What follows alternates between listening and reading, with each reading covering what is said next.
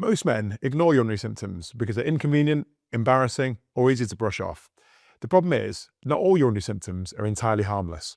So I'm Sotonye Tolofari. I'm a consultant urological surgeon based in Manchester, and I spend a lot of my time seeing men with urinary symptoms. Some of those symptoms might include a weak urinary stream, getting up at night time all the time to go for a wee, blood in the urine, or even symptoms like urgency. Some of these symptoms might be entirely benign, but other symptoms might be indicators of conditions that are much easier to treat when they're picked up early. In this video, I'll speak about some of the most common urinary symptoms that I see. We'll speak about what's normal, what's not normal, and when you should seek advice from a urologist.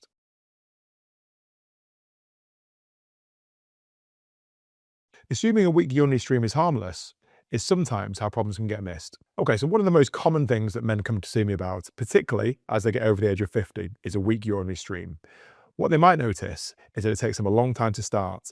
They might notice that the flow itself is much weaker, and they might even notice that the flow stops and starts on occasion. So some change in flow can be part of the normal aging process. What we often see is that men's prostates enlarge with age. Your prostate is a gland that wraps around the tube that you wee from, known as your urethra at the base of your bladder. The larger your prostate gets, the more it strangles this tube, and therefore causing a slow flow and difficulty in emptying your bladder. So what we often look for is progression of these symptoms. If you find that your flow is getting slower and slower, if you find that you are really struggling to empty your bladder, if you find that you're getting up in nighttime more and more often, and you're really straining to pass urine, at that point, it might be useful seeking help from a urologist.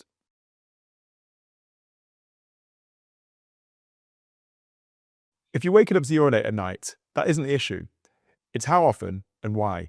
Waking up once or even twice at night for any man over the age of 50 can be extremely common, and that in itself isn't necessarily a concerning symptom. When it can become a concerning symptom is when it really starts affecting your quality of life. So if you're waking up multiple times throughout the night and it's really disturbing your sleep and affecting your quality of life moving forward, then at that point, this really means something we should be seeking advice for. So getting up at night time to go for a wee can be caused by multiple factors. It might be due to an enlarged prostate. It might be due to bladder overactivity. It might be due to problems with sleep disorders. It may even be due to wider conditions, such as problems such as heart disease or diabetes. There may not be one single answer for what's causing this. So the key point really is, it's not waking up to go for a wee, it's why you're waking up to go for a wee that we're trying to establish. Sometimes one of the reasons for you getting up at night is that your prostate is enlarged, therefore it makes it difficult for you to empty your bladder. If it's difficult for you to empty your bladder, it fills up again very quickly, and that essentially means you're going to and from the toilet more often than you should. If nighttime urination is affecting your sleep, your quality of life, and overall well-being, that in itself is almost certainly a reason to seek advice. Sleep isn't optional, as we're all aware, and therefore, if this is really causing you problems, please seek advice from your local urologist.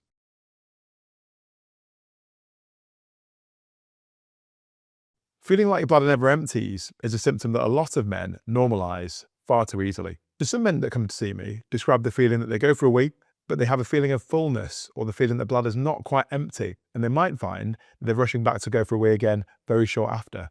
So this in itself is the term incomplete bladder emptying. One of the reasons behind this is because if you do have an enlarged prostate, as I described earlier, this is a gland that wraps around the tube that you wee from. This in itself can strangle the water pipe and cause an obstruction. If that happens, it means you get a slow flow, and also your bladder might not empty properly. So when there's urine left behind in the bladder, this can lead to a number of different problems. If you imagine your urinary tract should be like a stream. So your kidneys should filter the blood and make urine. That urine should flow into the bladder. When you feel like you need to go for a wee, that urine should flow out. If there's any obstruction anywhere, within the bladder it can become like a swamp, and that urine can stay there and stagnate there. If that happens, you can have problems with infection, you can have problems with stones in your bladder, and in really severe cases, you can get pressure buildup that causes damage to your kidneys. Interestingly, what we often find is that incomplete bladder emptying isn't always associated with pain. It can live there silently and subtly that can come on gradually over time. So if you often feel that you're not able to fully empty your bladder, this is not something we should be dismissing. It's often a sign that the bladder and the prostate are not functioning properly as the way that they should. And this is something we can alleviate with straightforward treatment.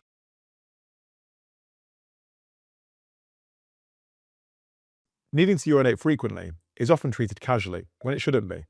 Urgency is that strong desire to go for a wee that we can't postpone. Frequency is the feeling to urinate much more often than normal. Both these symptoms are often associated with bladder overactivity, but they can also happen when the bladder is actively trying to push against an obstruction, such as an enlarged prostate. So in normal physiology, when your brain tells your bladder you need to go for a wee, the first thing that happens is your sphincter will open. This is a muscle that essentially is like the doorway to your bladder that sits just underneath your prostate. What also happens is the actual muscle around the bladder, the detrusor muscle, will slowly squeeze and empty all the urine out of the bladder.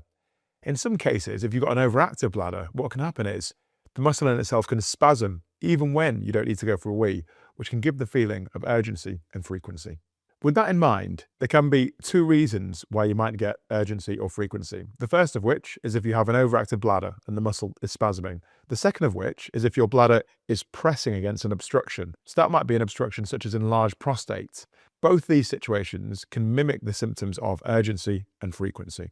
The important thing to remember here is urgency and frequency are symptoms and not necessarily the underlying cause. For example, in some men, urgency and frequency may be driven by bladder overactivity or bladder sensitivity. In other men, it may be an enlarged prostate or an obstruction is what's actually causing these symptoms. Other conditions as well, such as infection, inflammation, and certain neurological conditions can also contribute to these symptoms. So this is why blanket advice rarely works in these situations, and it's really important that we do a thorough history, assessment, and examination to really understand what the cause of these symptoms are. So one important thing to mention, if you've had urgency, frequency that's been associated with painful urination or even blood in the urine, this is something that really requires urgent medical review.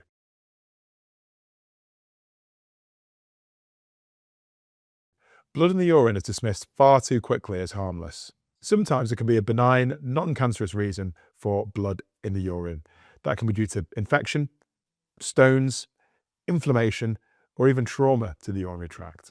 However, blood in the urine can often be quite a worrying sign of other much more serious conditions, such as bladder, kidney, and prostate cancer. When we look at the most recent studies, we know that if you've seen blood with your own eyes, about 26% of patients will have a cancer somewhere in the urinary tract. If you've had a dipstick test where they've seen microscopic blood in your urine, about 5% of patients will have a cancer in the urinary tract. So this needs to be taken really seriously. So the aim here is not to alarm anyone, but it's just to ensure that we do a thorough investigation of what can be quite a worrying symptom. Early assessment here allows us to exclude and rule out any serious conditions. And as we all know, early diagnosis often is associated with better results and more options for treatment. Waiting to see if it settles is certainly not the right approach here.